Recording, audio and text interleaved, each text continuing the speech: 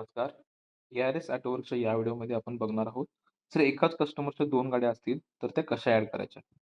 For example, create जॉबवरती click केल्यानंतर अधिक सपकाळ या कस्टमरची MH09WS6475 गाडी आहे. ओके.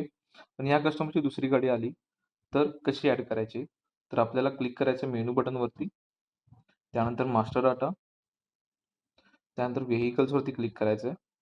इथे तुम्ही बघू शकता खाली ॲड बटन आहे. ॲड बटनवरती क्लिक करा आणि कस्टमरमध्ये सर्च बटनवरती क्लिक करून अधिक सपकाळ या कस्टमरला सर्च करा. त्यानंतर जी नवीन गाडी आहे त्या कस्टमरची त्याचा मेक आणि त्याचं मॉडेल एवढं टाका आणि नवीन गाडीचा नंबर टाका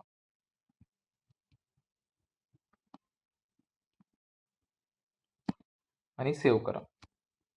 तुम्ही बघू शकता नवीन 6578 गाडी ॲड झाली आहे. आता आपण बघूया नवीन मटेरियल कसं ॲड करायचं.